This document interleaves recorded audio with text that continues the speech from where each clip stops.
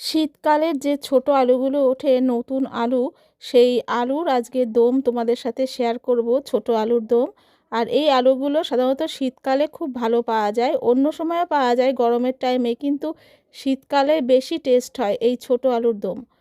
তো এই ছোট আলুই আজকে তোমাদের সাথে শেয়ার করব। খুবই সিম্পল একটা রেসিপি বন্ধুরা, তোমরা শেষ অবধি সঙ্গে থেকো।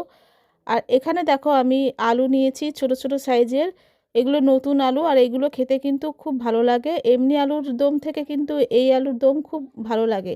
আর এই টাইমটা সবাই কিন্তু মোটামুটি এরকম ছোট আলুর দম ঘরে করেই থাকে। তো আলুগুলো আগে ভালো করে ধুয়ে নিয়েছি, আর আমি প্রেসার কুকারে সেদ্ধ করব, তোমরা চাইলে কড়াতেও করতে পারো সেদ্ধ। আর অল্প করে নুন দিয়ে দিলাম, আর এবার জল দিয়ে দুটো সিটি পড়লে আমি গ্যাসটা বন্ধ করে দেব। তো আমি বেশ খানিকটা জল দিলাম যাতে আলুটা ভালোভাবে ডুবে যায়।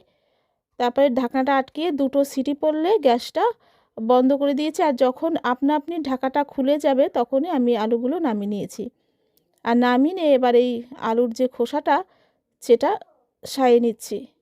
এরকমভাবে প্রত্যেকটা আলু বেশ সুন্দর করে উঠে যায়। আর আমার সেদ্ধটা খুব পারফেক্ট হয়েছে, বেশি সেদ্ধ হয়নি। অনেক সময় বেশি আলু সেদ্ধ হয়ে গেলে সেটা ফেটে যায়, তো আমার আলুগুলো একদমই ফাটেনি, গোটা গোটাই আছে। আর ছাড়ানো হয়ে গেছে, আমি এবার একটা পাত্রে নিয়ে নিয়েছি। আর এবার কিছু মশলা মেশাবো। মশলা বলতে নুন দিয়ে দিলাম, আর দিয়ে দিলাম হলুদ, আর লঙ্কার গুঁড়ো দিয়ে দেব।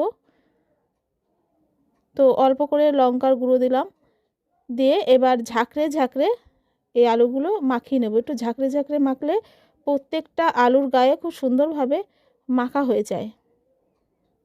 তো রান্নাটা করার জন্য একটা মশলা করে নেব, তার জন্য ব্লেন্ডারে চলে এলাম। আর একটা বড় সাইজের টমেটো দিলাম, আর দিলাম আদা, 1 ইঞ্চির একটু বেশি আদা দিয়েছি, আর 3টে রসুনের কোয়া দিলাম, আর দিলাম কাঁচা লঙ্কা। এখানে আমি 3টে কাঁচা লঙ্কা দিয়েছি, তোমাদের ঝাল হিসেবে তোমরা সেই লঙ্কা দিতে পারো।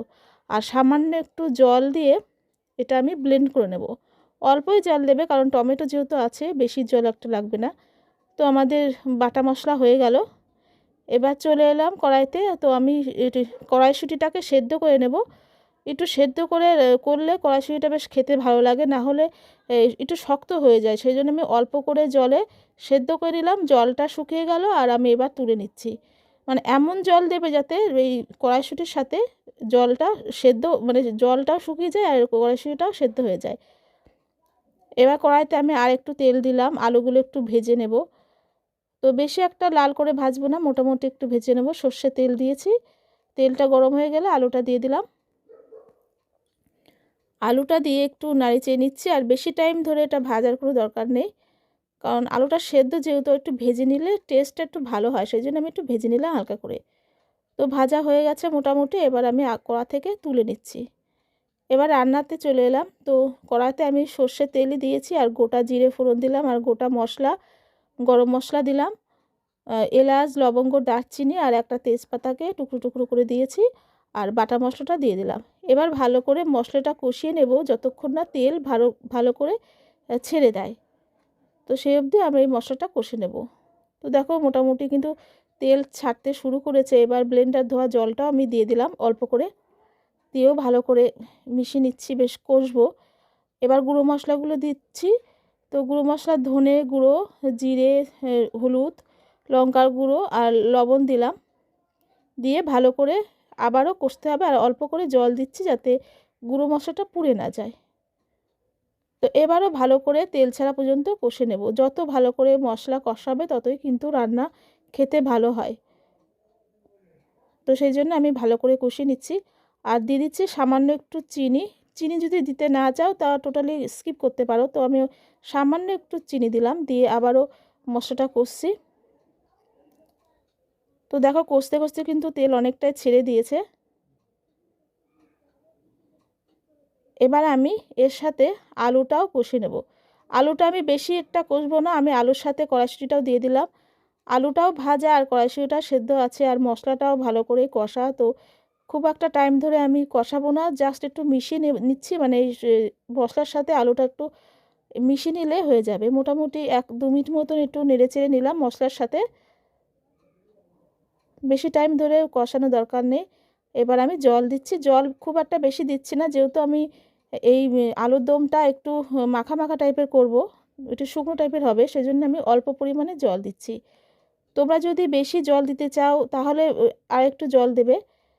মানে আমি যেটা করছি এটা লুচি, পরোটা, রুটির সাথে কিন্তু খুব ভালো যায়। আর যদি ভাত দিয়ে খেতে চাও সেক্ষেত্রে কিন্তু একটু জলটা বেশি দিতে হবে। তো জল দেওয়ার পরে আমি সামান্য একটু নুন দিলাম, নুনটা দিয়েও নাড়াচাড়া করে মিশিয়ে নিচ্ছি। আর এই আলুর দমটাকে আমি একটু ঢাকা দিয়ে রান্না করব।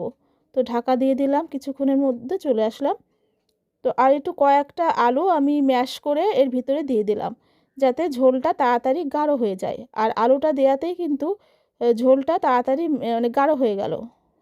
আলুটা আমি 2-1টা আলু ম্যাশ করে নিয়েছিলাম, তো সেটাই দিয়ে দিলাম। এবার দিয়ে দিচ্ছি নামানোর আগে ভাজা মশলার গুঁড়ো, আর উপর থেকে ধনেপাতা কুচিও ছড়িয়ে দিলাম। ব্যাস এটা মিশিয়ে নিলেই কিন্তু আমাদের আলুর দম একদম রেডি হয়ে গেল। ভালো করে মিশিয়ে নিলাম। এটা কিন্তু খেতে খুব ভালো লাগে। এখন যে কড়াইশুঁটির কচুরি সবাই করে, সেই কড়াইশুঁটির কচুরির সাথেও কিন্তু ভালো লাগে। দেখো এটা হয়ে গেল। এবার একটা পাত্রে আমি তোমাদেরকে পরিবেশন করে দেখাচ্ছি। তো তৈরি হয়ে গেল আমাদের নতুন ছোট আলুর দম। বাড়িতে অবশ্যই তোমরা ট্রাই করো। তো আমি জানি যে অনেকেই করে এরকম আলুর দম। আজকের এই রান্না তোমাদের কেমন লেগেছে অবশ্যই জানিও। ভালো লাগলে একটা লাইক করে দিও, কমেন্ট করে দিও। আর নতুন বন্ধু হলে সাবস্ক্রাইব করে আমার পাশে থেকে যেও। সবাই ভালো থেকো, সুস্থ থেকো। আজকের মতন এখানেই বিদায় নিচ্ছি। টাটা।